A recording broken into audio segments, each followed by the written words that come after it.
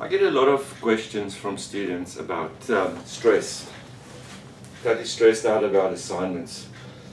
I don't know what to do, I don't know where to go, I can't cope, I can't handle it. What do you do if things get too much? First of all, I'll say that breathe. I once had a CD, years ago actually, it was a record, and it was by a group named Enigma, and they said stuff like, the CD started with, take a deep breath, you're quite safe here. So I want to say to yourself that when things gets too much, just say, take a deep breath, you're quite safe here. The second thing I want to say to you is, get up and take a walk. Just a little walk. Give yourself a break from the question. I'd say just give yourself a break from the question. Instead of don't move to the next question, just take a bit of a walk. Look at nature. I'd say a 5-10 minute walk. Go and make a cup of coffee, a cup of tea, and get back to the question.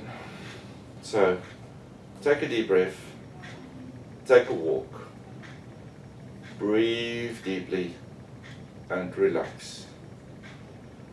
That will help you to cope. Coping strategies are all around us. You just need to think in what works for you. Also in sleeping, someone once said that they struggle to sleep. So when you struggle to sleep, what do? Look at your sleeping routine. What do you do at night before you go to bed? The last 30 minutes is crucial. Some people watch TV till they fall over. I would say get yourself a good time, a specific time you go to bed. Let's say for adults 11 at night. So from 10:30 to 11, do a specific ritual. Maybe you read a bit of a book. Be calm. Don't watch TV. Don't work on the computer. No media, no social media, nothing. Just calm down. This is a ritual, and the more you do it, and if you do it every night, your body gets used to this, and it sort of gets the message. When you start doing this, your body gets the message that it's sleeping time. The other thing is, some people would say, there's so much happening in my mind the whole time, I can't get to sleep. Get a notebook. We call this it's called a data dump, or an information dump. So the last 30 minutes before bed, and this happens to many people, when you've got so much in your mind, is do a data dump. So you take your pen and paper and you write down what's in your mind. So everything that's going through your mind, just write that all down, and then try and sleep. So get rid of all the info that's running around in your head, and get calm and go to sleep.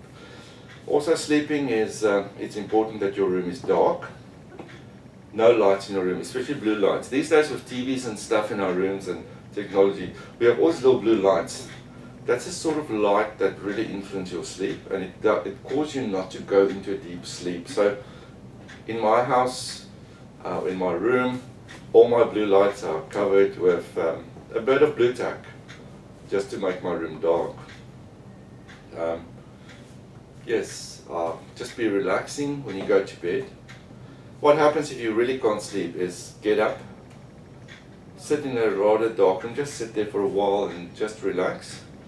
Don't do stuff, don't go and watch TV or do activity, just go and sit somewhere quiet and rather dark and just relax.